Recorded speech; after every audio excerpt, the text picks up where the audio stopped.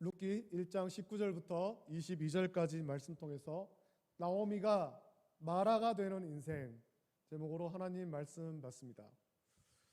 저는 고등학교를 졸업하고 난 다음부터 자취했습니다. 물론 고등학교를 졸업했을 때는 먼저 자취하고 있던 누님하고 같이 자취를 했지만 누님이 결혼하고 난 다음에는 제가 결혼할 때까지는 혼자 자취했습니다. 중학교를 졸업하고 고등학교 다닐 때부터 자취하는 사람도 있습니다. 도시에는 그런 사람들이 없죠. 도시에는 없지만 시골에는 고등학교가 멀어서 자취하는 사람들이 많이 있습니다. 저는 의성에서 고등학교를 다녔고 저의 중학교 친구 중에는 학교를 이제 의성이나 혹은 그 면소재지, 저는 이제 금성면에서 학교를 다녔는데 그 면소재지에서 학교를 다니지 않고 안동이나 경산에 있는 학교로 지나가는 그런 친구들도 있었고, 그 친구들은 저보다 일찍 자취를 시작했죠. 일찍 자취를 해서 고등학교를 다닐 때부터, 물론 하수 가는 친구들도 있지만 대부분 자취했습니다. 여러분, 이제 고등학교를 들어가면서 혹은 고등학교를 졸업하고 난 다음부터 처음 자취할 때는 굉장히 재밌을 것 같죠. 이 부모님과 떨어진다라는 걱정도 있지만, 야, 이제부터 내가 혼자 살아야 되는구나 걱정하는 것도 있지만, 혼자 생활하는 일종의 집을 마련했다라는 것 때문에 기대가 되는 것이 사실이에요. 여기가 내 집이야, 여기가 내 공간이야, 여기는 나만의 공간이야, 이런 기대가 있는 거죠. 그래서 학교를 마치면 자취방에 친구들하고 모여서 야식도 먹고 재밌는 시간을 보내는 그런 일들도 있습니다. 근데 재미있을 것 같지만 이 자취가 길어지면 여러 가지 힘든 일이 생기기 시작하죠. 먼저는 혼자 지내야 되니까 외로움을 느끼게 되죠. 밤에 혼자 자지 않습니까? 혼자 자니까 외로움을 느끼게 되고, 먹고 사는 문제가 이게 점점 귀찮아지기 시작하는 거죠. 스스로 먹어야 되고, 스스로 음식을 만들어 먹어야 되고, 스스로 빨래도 해야 되고, 여러 가지 생활을 해야 되니까 이게 차츰차츰 좀 귀찮아지기 시작하고 어려워집니다. 혼자 해결해야 될 문제가 점점 많아지는 거예요. 그러면서 혼자 있으니까 집에 있으면은 어머니가 식사 때마다 밥을 챙겨주지만 혼자 있으면 챙겨주는 사람 없으니까 끼니를 거르는 일도 다반사로 생기는 거죠. 아침에 늦게 일어나서 안 먹고, 저녁에 피곤하니까 안 먹고, 이렇게 끼니를 거르는 그런 일들이 자주 생깁니다. 여러분, 사람이 혼자 사는 것은 그렇게 행복한 삶이 아닙니다. 성경에서도 말씀하기를 창세기 2장 18절 말씀에 여호와 하나님이 이르시되 사람이 혼자 사는 것이 좋지 아니하니 내가 그를 위하여 돕는 배필을 지으리라 하시니라 라고 말씀했습니다. 하나님이 분명하게 말씀하지 않습니까? 사람이 혼자 사는 것이 좋지 않다, 좋지 않다, 그렇게 말씀했어요. 요즘 시대를 보면 혼자 사는 사람이 점점 늘어나죠. 그래서 집을 지을 때도 이제는 1인 가구가 많아지는 것을 고려해서 아주 큰 집을 짓지 않습니다. 작은 집을 많이 짓죠. 혼자 살 수 있는 작은 집들, 그런 집들을 점점 많이 짓고 있습니다. 우리나라에서 혼자 사는 사람 1인 가구가 늘어나는 것에는 여러 이유가 있습니다. 시대에 따라서 많은 이유가 있는데, 경제적으로 힘들고 자녀를 양육하기가 힘들며 또 주택값이 많이 올라서 여러 가족이 4-5명 되는 가족이 살 충분히 넓은 집을 또 구하기도 어려워졌기 때문에 혼자 사는 사람들이 많아졌죠.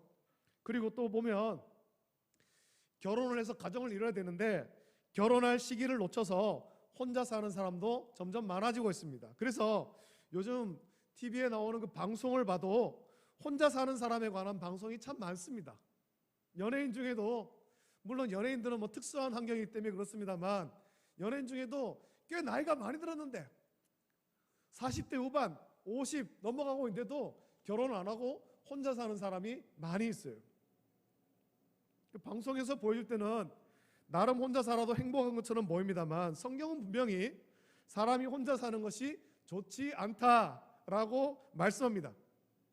사람이 행복하려면, 우리가 행복한 삶을 살려면 가정을 이루고 하나님이 짝지으신 남자와 여자가 만나서 가정을 이루고 서로의 부족한 것을 채워가며, 돕는 배필이니까 서로의 부족한 것을 채워가면서 이 가정 안에서 행복을 누려야 되는 것입니다. 가족 안에서 서로의 모난 부분을 보듬어주고 그렇게 다듬어가면서 행복한 삶을 꾸려야 되는 거죠. 또 자녀를 양육하면서 힘들고 어렵고 또 요즘에 자녀 양육비가 참 많이 들지만 자녀를 낳아서 힘들게 자녀를 낳아서 그 자녀를 양육하면서 우리를 사랑하는 하나님 아버지의 마음을 알아가야 되는 것입니다. 그냥 우리 어머니도 우리 아버지도 나를 이렇게 힘들게 키웠겠구나 그것만 아는 것이 아니라 하나님 아버지의 마음을 알아야 되는 거죠. 자녀를 양육하면서 하나님도 나를 이렇게 참으셨겠구나, 나를 위해서 이렇게 눈물을 흘리셨겠구나, 이런 마음을 알아가야 되는 거예요. 그것이 가정에 필요한 이유 아니겠습니까? 룻기를 보면 나오미는 이렇게 행복한 가정을 원했지만 이제 우리가 룻기 1장 뜨문뜨문 살펴봅니다만 룻기 1장을 통해서 살펴보면 나오미가 꿈꾸는 가정의 그 행복이 산상조각 난 것을 우리는 1장에서 살펴볼 수가 있습니다. 행복을 꿈꾸면서 모압으로 갔지만 꿈꾸던 행복은 이루지도 못한 채 오히려 가정이 산산조각 나버렸죠. 행복을 찾아 모압으로 갔지만 그곳에서 행복을 누려보지도 못하고 나오미의 남편 엘리멜렉이 죽었습니다. 남은 두 아들 말론, 기럧과 함께 그래도 행복하게 살아보려고 애를 많이 쓴 것 같아요. 남편 없이 홀로 두 아들을 장가 보냈습니다. 두 아들의 가정이 행복하고 그래서 두 아들이 낳은 그 손자 손녀들을 품에 안으면 나오미가 행복할 줄 알았죠. 아기를 안고 그러면 남편이 일찍 세상을 떠났지만 그래도 어려워도 이 아이들을 내가 잘 양육했고 이 아이들이 참 이렇게 행복한 가정을 꾸리고 있구나, 행복하다, 그렇게 될 줄로 알았단 말이죠. 근데 나오미의 삶은 어떻습니까? 손자는 고사하고 말론과 기럧 두 아들도 모압에서 죽어버렸습니다. 얼마나 가슴 아픈 일입니까? 나오미의 인생이 얼마나 불행한 삶이 되었습니까? 나오미와 두 며느리 오르바와 룻만 남은 그 집을 한번 생각해 보세요. 그 집에 웃음소리가 있겠습니까? 기쁨이 있겠습니까? 슬픔과 눈물과 적막밖에 없죠. 우리가 소위 속된 말로 이런 말 하지 않습니까? 집 떠나면 개고생이다, 이런 속된 말로 이런 말을 합니다. 나오미의 경우가 딱 그런 경우 아니겠어요? 흉년 피해서 이 베들레헴에 흉년이 들었으니까 좀 잘 살아보겠다고, 흉년을 피해서 내가 먹고 사는데 좀 걱정이 없이 살면 좋겠다, 그래서 흉년을 피해서 베들레헴을 떠나 모압으로 갔습니다. 하지만 나오미의 삶에는 이 행복은 신기루 같은 거예요. 잡고 싶지만 잡을 수가 없는 거죠. 나오미에게 남은 것은 슬픔과 눈물뿐이라는 겁니다. 행복이 없어요. 결국 나오미는 여호와께서 자기 백성을 돌아보사 그들에게 양식을 주셨다라는 소식을 듣고 아주 힘든 결정을 내리죠. 힘든 결정. 그것은 나왔던 베들레헴으로 돌아가는 겁니다. 떠났던 하나님 품으로 돌아가는 것입니다. 여러분, 이 결정을 하기까지 이 룻기 1장에는 짧게 이 말씀이 지나갑니다만 이 결정을 하기까지 나오미가 얼마나 고민했겠습니까? 베들레헴으로 다시금 돌아가겠다 하는 그 결정을 하기까지 얼마나 많은 고민을 했겠습니까? 나오미와 엘리멜렉 이들은 베들레헴에 흉년이 들었을 때 잘 살아보겠다라고 하나님이 주신 기업을 다 버리고 모압으로 간 거예요. 그 기업 다 팔아서 거기 있는 거 다 모아가지고 모압으로 갔습니다.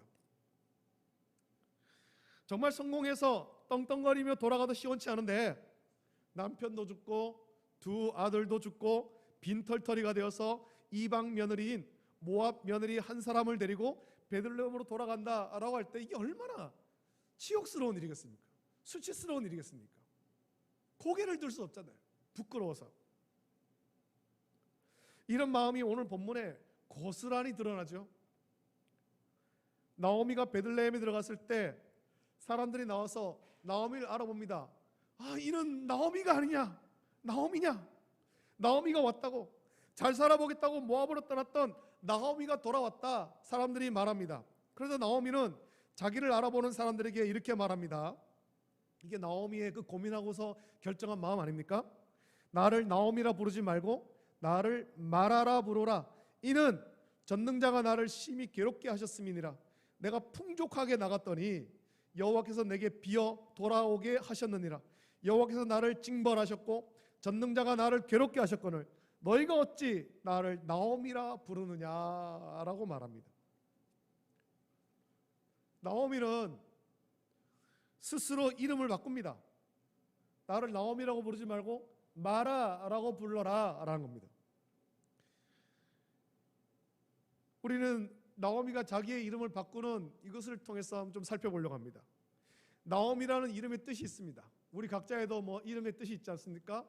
한자로 이름을 지었던 순한글 이름이든 거기엔 뜻이 있죠. 나오미라는 이름의 뜻은 나의 기쁨, 나의 귀염둥이 이런 뜻이에요. 나의 기쁨, 나의 귀염둥이. 이게 얼마나 사랑스러운 이름이에요. 사랑하는 배우자나 또는 연인의 이름을 연인을 부를 때 이름이 아니라 서로만 사용하는 그 애칭으로 부릅니다. 애칭으로. 그리고 그 애칭은 전부 상대방을 사랑하는 마음이 가득 담긴 그런 애칭 아닙니까? 그 애칭을 욕으로 만드는 사람 아무도 없습니다. 너무 사랑해서 그 애칭 속에 사랑이 막 절절 흘러 넘치는 그렇게 부르잖아요. 나오미라는 이름은 나오미의 본명이지만 이미 이름에서 사랑이 가득 담긴 이름입니다. 하나님께 사랑받고 사람에게 사랑받기를 원해서 아마 나오미의 부모님이 이렇게 이름을 지었던 것 같습니다. 나의 사랑, 나의 기쁨, 나의 귀염둥이. 그 아기를 안았을 때 어린 나오미, 그 태어난 나오미를 안았을 때 그 부모님이 얼마나 사랑하고 얼마나 기뻤으면 이름을 나의 기쁨, 나의 귀염둥이 그렇게 지었겠습니까?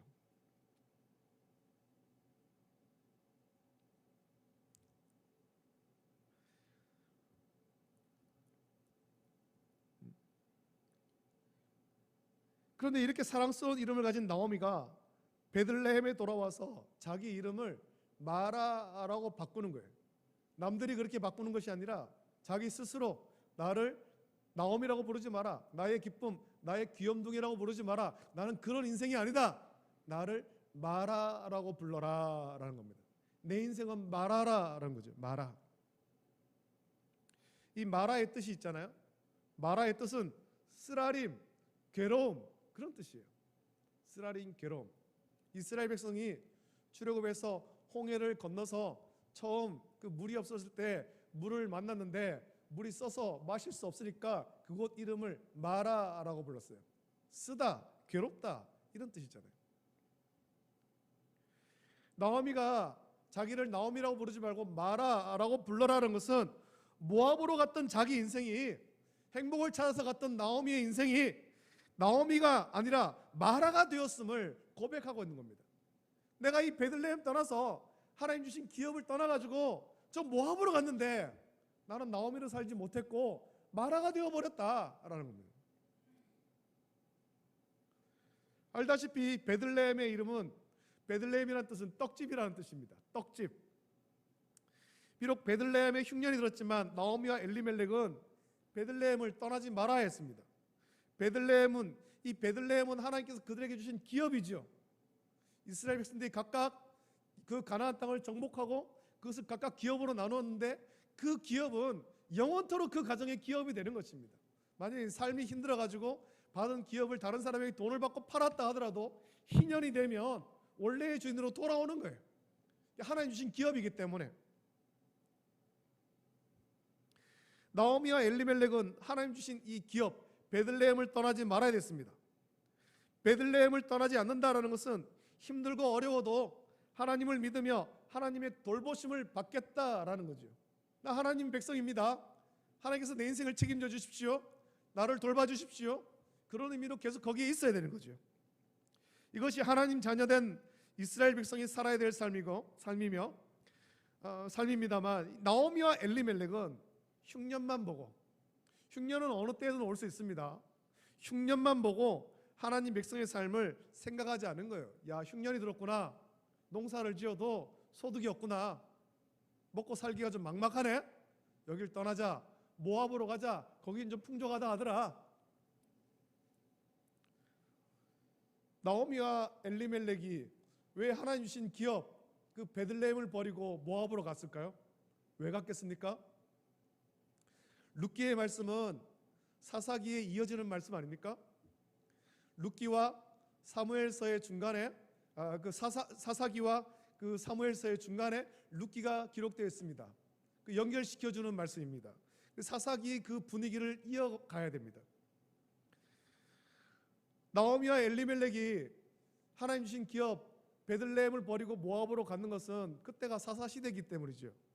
사사시대를 한마디로 표현한 것이 사사기 21장 25절 말씀 아닙니까? 사사기에 2번 기록되어 있는 말씀. 그때에 이스라엘의 왕이 없으므로 사람이 각기 자기 소견에 옳은 대로 행하였더라라는 겁니다.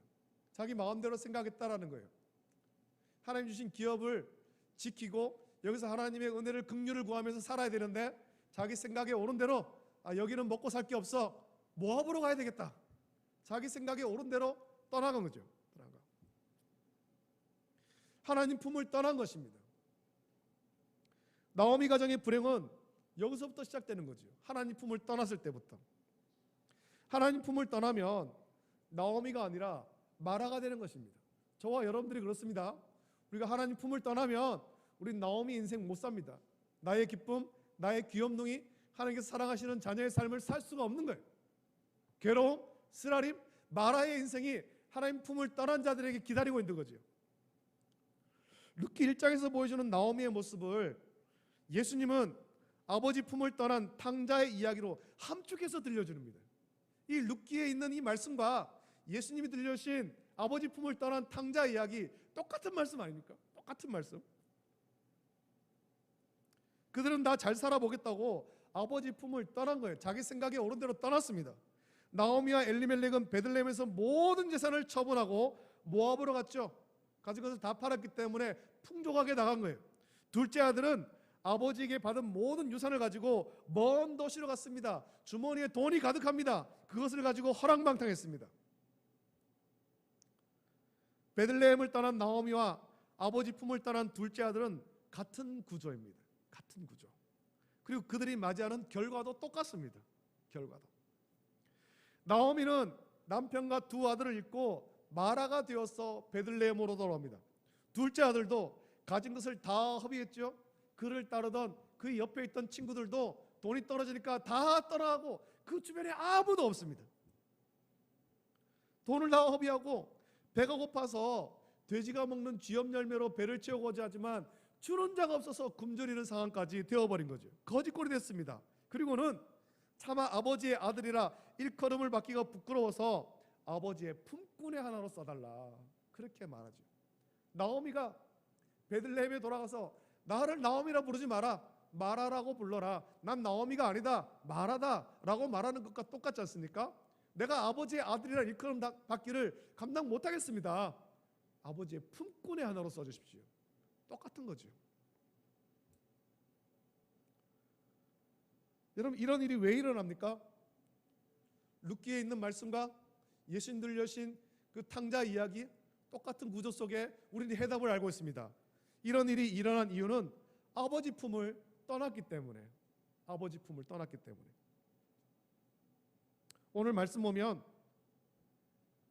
나오미는 자기에게 닥친 모든 불행이 하나님을 떠났기 때문이다 라고 고백합니다.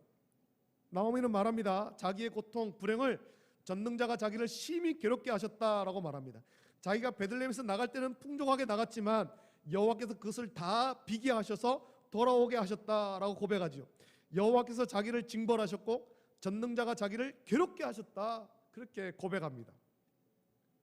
여러분, 그냥 기록되어 있는 우리 한글 성경의 이 문장만 놓고 보면 마치 나오미가 자기 삶의 모든 불행을 하나님 때문이라고 원망하는 것처럼 보입니다만 나오미의 고백에는 자기 죄 때문에 하나님께서 자기를 벌하셨다 그 의미가 내포되어 있는 거예요. 내가 하나님께 죄를 지었습니다. 하나님께 죄를 짓고 하나님 품을 떠났더니 하나님이 나를 징벌하셨습니다. 이 고백이죠. 베들레헴을 떠나지 말아야 되는데, 힘들고 어려워도 아버지 품에서 떠나지 말아야 되는데 하나님 품을 떠났기 때문에 세상을 바라보고 세상의 풍요를 바라보면서 하나님 품을 떠났기 때문에 하나님께서 그를 징벌하셨다, 징계하셨다라는 겁니다. 이 말씀을 통해서 우리의 삶을 돌아보길 원합니다. 성도가 있어야 될 자리가 있습니다. 저와 여러분들이 있어야 될 자리가 있다는 겁니다. 하나님께서 정해주신 자리, 이 자리를 벗어나면 안 됩니다. 하나님이 찾으시는 자리, 우리가 있어야 될 자리, 그곳에 우리가 있어야 되는데 내 생각에 내 마음대로 이 자리를 버리고 다른 데로 가게 되면 우리는 나오미의 인생이 아니라 마라의 인생이 되어버리죠. 성도가 있어야 될 그 자리를 가볍게 여기고 떠나면, 그래서 성도의 자리를 지키지 않으면 우리는 하나님께 징벌을 받는 거예요. 그걸 가볍게 여기지 마십시오. 나오미를 보십시오. 있어야 될 자리를 떠났을 때 남편도 잃고 두 아들도 잃고 가진 것 다 잃었습니다. 빈털터리가 되어서 돌아오는 거예요. 그렇다면 우리가 있어야 될 자리는 어딜까요? 성도가 있어야 될 자리는 어딜까요? 우리 모두 다 해답을 알고 있는데 차마 대답을 못하죠. 왜 그래요? 있어야 될 자리에 우리가 안 있으니까. 있어야 될 자리를 알지만 거기 안 있으니까 차마 대답을 못하죠. 성도가 있어야 될 자리는 예배 자리 아닙니까? 예배 자리. 우리가 주일만 예배 드리는 것이 아니라 삶의 모든 순간이 예배가 되어야 되는 것입니다. 하나님은 우리를 예배자로 부르신 거예요. 예배자로. 하나님은 우리 예배를 받으시기 원하시고 우리가 영과 진리로 예배 드릴 때 우리에게 은혜를 주시는 거죠. 그래서 하나님은 항상 참되게 예배하는 자를 찾으십니다. 예수님께서 그 사마리아 수가성 여인에게 들려주신 말씀도 그거잖아요. 하나님께서 항상 찾고 계신다. 참되게 예배하는 자를 찾으신다라는 겁니다. 원래 우리 교회 2021년도 우리 교회 표어는 하나님 찾으시는 참된 예배자가 되라 였습니다. 제가 이 표어를 정했을 때는 지난해 코로나19 바이러스 사태를 겪으면서 대부분 교회가 한때나마 온라인 예배를 드렸습니다. 그러다가 대면 예배와 비대면 예배를 같이 드리고 예배당에 모여서 예배드리는 인원을 제한되었죠. 20%, 30% 제한되기도 했습니다. 이 모든 일을 겪으면서 우리가 느낀 것은 이 예배가 얼마나 귀한가라는 거죠. 예배가 얼마나 귀한가. 예배당에 모여서 하나님 성도들과 함께 기쁨으로 하나님을 찬양하는 것이 얼마나 귀한 일이었던가. 저는 이 코로나 2년 동안 하나님께서 우리 교회와 성도들에게 그것을 깨닫게 하시는 시간은 아니었던가 그렇게 생각합니다. 예배가 얼마나 귀한가. 만약 그런 상황에서도 예배의 귀함을 느끼지 못했다면 우리는 고민해 봐야 됩니다. 내 믿음이 온전한 믿음인가. 내가 이런 상황 속에서도 예배의 귀함을 느끼지 못한 채 그렇게 지내고 있다면 내 믿음은 과연 온전한 믿음인가 스스로를 좀 돌아봐야 되죠. 예배당에 나오지 않고 온라인으로 온전한 예배를 여러분 항상 드릴 수 있었습니까? 항상? 온라인 예배를 드리며 우리가 예배자로서 갖춰야 될 태도가 조금씩 무너지지 않던가요? 그러면서 또 그것을 편하게 느끼고 아직도 예배당에 나와서 예배드리지 않는 것은 점차 예배의 귀함을 잊어버리는 것이고 하나님 품에서 조금씩 멀어지고 있는 거죠. 하나님 품에서 스스로 떠나고 있는 것입니다. 성도가 있어야 될 자리는 아무리 힘들고 어려워도 아무리 바빠도 하나님께 예배드리는 자리입니다. 이게 주일만 아니라 우리가 주일만 오전 오후 모여서 예배드리는 것이 아니라 매일 삶 속에서 우리 매 순간의 삶 속에서 하나님 자신은 참된 예배자가 되어야 됩니다. 하나님과 동행해야 되죠. 하나님이 이끄신 대로 가면서 예배자의 삶을 살아야 됩니다. 하나님 뜻을 묵상하고 그 뜻대로 순종하기를 결단하면서 예배자의 삶을 살아야 되는 것입니다.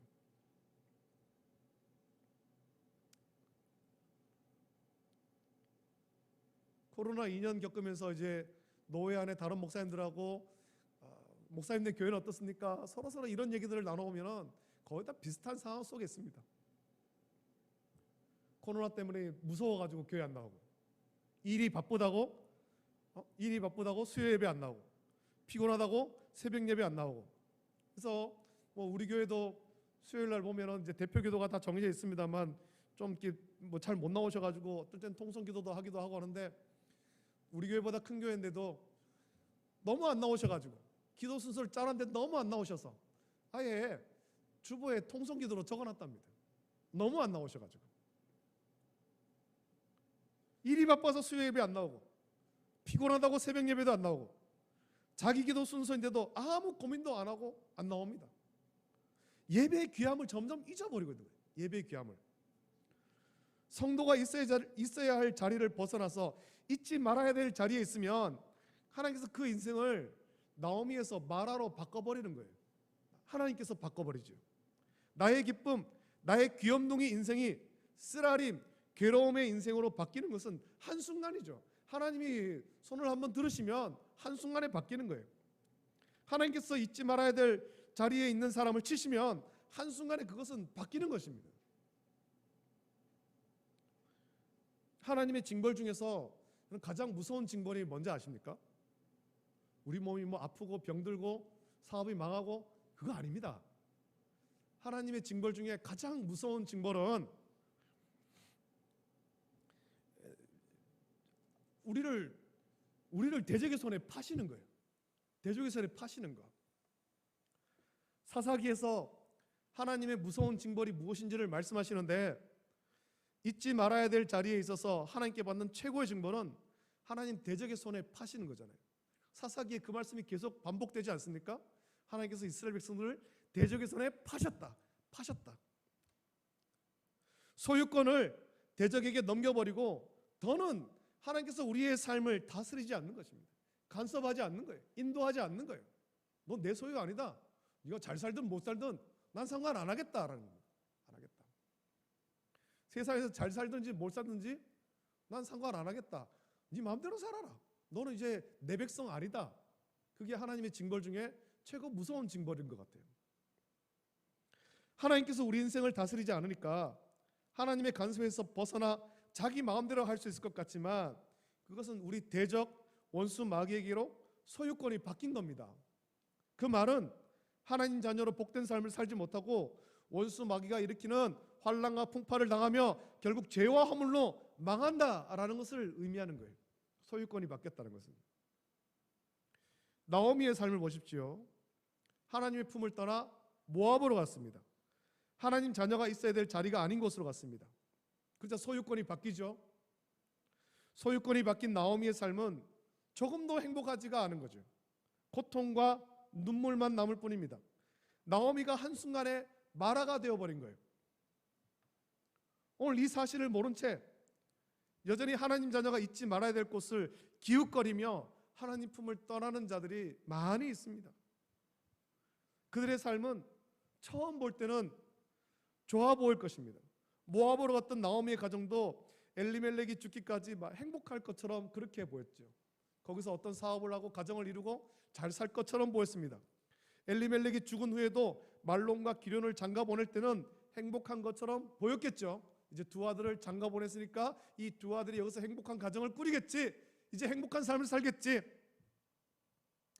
아버지의 품을 떠난 둘째 아들이 아버지에게 받은 재산을 허랑방탕하기까지 그런 행복하다라고 느꼈을 거예요. 내 주머니에 돈이 많다. 마음껏 써보자. 행복한 줄로 착각했을 것입니다. 그러나 여러분 생각해 보시죠. 그 행복은 진짜 행복이 아닙니다. 다 가짜 행복이죠. 가짜 행복. 마치 거품처럼 터져서 없어져 버릴 행복뿐이에요. 거품이 커지면 나오미처럼 보이지만 거품이 터져버리면 그제야 마라라는 사실을 깨닫게 되는 거죠. 야, 이게 다 거품이었구나. 이건 다 허황된 거였구나. 거품이 터져버리니까 아무것도 안 남았네. 아무것도 없네요. 하나님은 저와 여러분을 예배자로 부르셨습니다. 여러분이 있어야 될 자리를 버리지 마십시오. 또 우리의 자녀도 참된 예배자로 살아가도록 믿음으로 훈계하고 우리는 양육해야 됩니다. 예배자가 있어야 될 자리는 하나님께 영과 진리로 예배드리는 것이죠. 그런 참된 예배자의 삶을 우리는 회복해야 됩니다.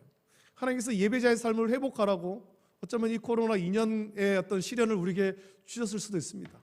예배를 회복해야 됩니다. 예배자의 자리를 여러분 가볍게 여기지 마십시오. 또 소홀히 여기지도 마십시오. 우리는 예배자의 자리를 너무 쉽게 생각하고 있는 것 같아요. 너무 소홀히 여기고 있습니다. 여러분의 삶을 스스로 마라로 만들지 마십시오. 하나님은 우리를 나오미의 삶으로 부르신 거예요. 나의 기쁨, 나의 귀염둥이. 예배를 드릴 때 하나님께서 예배를 영과 진리로 예배드리는 우리를 보시면서 나의 기쁨, 나의 귀염둥이 이렇게 부르시는데 우리가 이 자리를 벗어나면 괴로움과 쓰라림이 되는 거죠. 하나님이 찾으시는 참된 예배자, 아직 12월, 아직 우리에게 3주의 시간이 남았습니다. 하나님이 찾으시는 참된 예배자로 온전히 살아서 하나님의 돌보심 안에서 하나님의 기쁨, 하나님의 귀염둥이로 복된 삶을 살아가는 우리 모든 성도 되기를 예수님의 이름으로 축복합니다. 아멘. 기도하겠습니다. 걸어가신 아버지 하나님, 감사합니다. 오늘 귀하고 복되고 영광스러운 주일 주님 앞에 나와서 예배드리게 하심을 감사합니다. 하나님께서 우리를 나의 기쁨, 나의 귀염둥이로 우리를 부르셨고 예배자로 부르셨습니다. 우리가 영과 진리로 하나님께 예배를 드릴 때 하나님께서 우리를 보시면서 참 기뻐하시고 귀염둥이라고 사랑해 주시는데 우리가 예배 자리를 버리고 세상으로 너무 가고 있습니다. 예배 자리를 너무 소홀히 하고 있습니다. 아버지 하나님, 스스로 나오미의 인생을 마라로 만들고 있지는 않은가 우리 자신들을 돌아보게 하여 주시옵소서. 마라의 인생이 되지 않도록 계속해서 나오미의 인생, 나의 기쁨, 나의 귀염둥이의 그런 삶, 하나님께 사랑받고 하나님께 복받는 삶이 될 수 있도록 우리를 지켜주시고 그것을 위해서 우리가 있어야 될 자리, 예배자로서 예배의 자리를 지키기에 은혜를 내려 주시옵소서.